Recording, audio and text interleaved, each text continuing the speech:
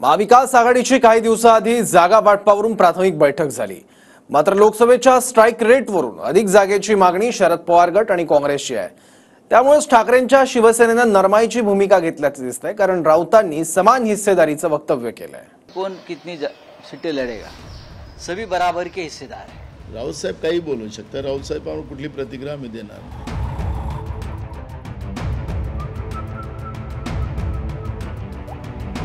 विधानसभेच्या जागा वाटपावरून संजय राऊतांनी मोठं वक्तव्य केलंय। महाविकास आघाडीत तिन्ही पक्ष समान हिस्सेदार आहेत असं सांगून राऊतांनी समसमान जागांवरून सूचित केलंय। मात्र पटोलेंना हे मान्य नाही।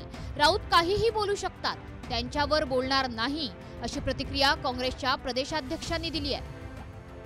अब तक सीट शेयरिंग की बात भी नहीं हुई है, चर्चा भी नहीं शुरू, न एनसीपी के साथ न कांग्रेस के साथ। तो ये बात उठती नहीं कि कौन कितनी सीटें लड़ेगा, सभी बराबर के हिस्सेदार हैं। लोकसभा चुनाव में हमने महाविकास आघाड़ी ने एक साथ चुनाव लड़कर पूरे देश को दिखा दिया एकता का जोड़ क्या होता है। हमने रोका है, बहुमत को रोका है मोदी जी को, महाराष्ट्र ने और उत्तर प्रदेश ने। तो हमारी बातचीत जल्दी शुरू होगी। राऊत साहेब काही बोलू शकतात। राऊत साहेबांवर कुठली प्रतिक्रिया मी देणार नाही। राऊत साहेब काही बोलू शकतात। राऊत साहेबांवर कुठली प्रतिक्रिया मी देणार नाही। समान हिस्सेदार हा शब्द राऊतांनी वापरला। याआधी ठाकरेंची शिवसेना महाविकास आघाडीत आम्हीच मोठे भाऊ असल्याचं सांगत होती। त्यानुसार लोकसभेच्या निवडणुकीत जागा वाटपही झालं। ठाकरेंच्या शिवसेनेनं लोकसभेच्या 21 जागा लढवल्या, त्यापैकी 9 खासदार निवडून आले। काँग्रेसच्या वाट्याला 17 जागा आल्या, 17 पैकी 13 जागा काँग्रेसनं जिंकल्या आणि शरद पवारांच्या राष्ट्रवादीनं 10 पैकी 8 जागा जिंकल्या। स्ट्राइक रेटचा विचार केला तर पवारांच्या राष्ट्रवादीचा स्ट्राइक रेट 80%, काँग्रेसचा स्ट्राइक रेट 76%, तर ठाकरेंची शिवसेना तिसऱ्या क्रमांकावर आहे। ठाकरेंचा स्ट्राइक रेट 42% आहे। पवारांच्या राष्ट्रवादीचा स्ट्राइक रेट जास्त असला तरी आम्हीच टार्गेट झालो असं संजय राऊतांचं म्हणणं आहे। जरूर इस बार शरद पवार साहब का स्ट्राइक रेट सबसे ज्यादा रहा है। पवार साहब 10 सीटें लड़े और 8 जीते। उसका मतलब ये नहीं शिवसेना को 9 सीटें मिल, लेकिन शिवसेना को सबसे ज्यादा टारगेट किया गया है। मुंबई वाली एक सीट को डाका डाला है बीजेपी के और शिंदे की तरफ से, वो भी सीट हम जीत गए थे। 2-3 सीटें ऐसी है कि बहुत कम मार्जिन से हमको हारना पड़ा। तो हमारा भी स्ट्राइक रेट बहुत अच्छा है, कांग्रेस का अच्छा है। लोकसभेच्या स्ट्राइक रेटनुसार विधानसभेत जागा वाटपाचा विचार केला तर ठाकरेंच्या शिवसेनेचा नंबर तिसरा येईल। त्यातच शरद पवारांची राष्ट्रवादी 100 पेक्षा अधिक जागांवर दावा करणार आहे आणि मेरिटनुसार सर्वाधिक जागा आमच्या वाट्याला येतील असं पटोले म्हणालेत। म्हणूनच की काय राऊत आता समान हिस्सेदार हा शब्द वापरतायत।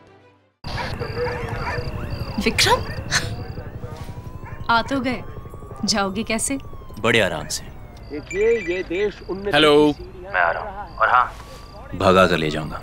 सिक्योरिटी!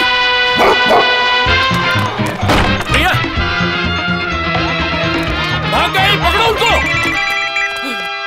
हेलो, बोला था ना भगा कर ले जाऊंगा। विक्रम! एक हिंट तो देते। हिंट? बड़े आराम से। समान हिस्सेदारीनुसार जागा वाटप झालं तर 96चा फॉर्म्युला लागू होईल। महाराष्ट्राच्या विधानसभेत 288 जागा आहेत, म्हणजे ठाकरेंची शिवसेना 96, काँग्रेस 96 आणि शरद पवारांच्या राष्ट्रवादीलाही 96 जागा मिळू शकतात। पवार साहेब 1 पाऊल मागे झाले, आम्ही 3 पाऊल मागे आलो।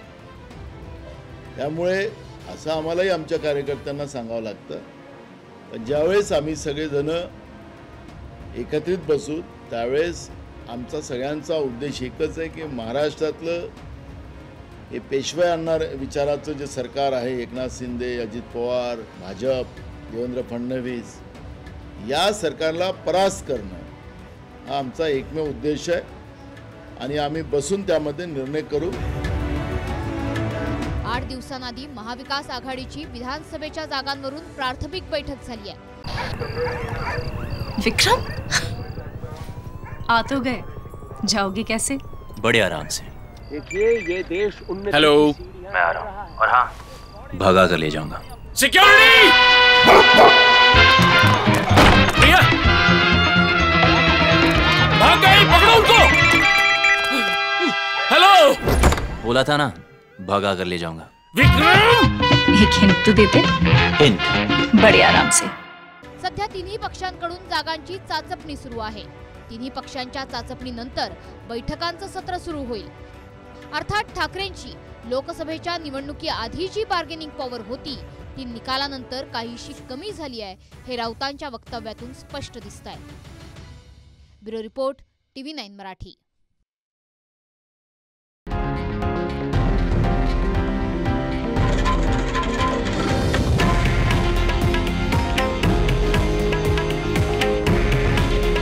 हे आहे देशातील नंबर 1 न्यूज नेटवर्क आणि आपण पाहत आहात TV9 मराठी.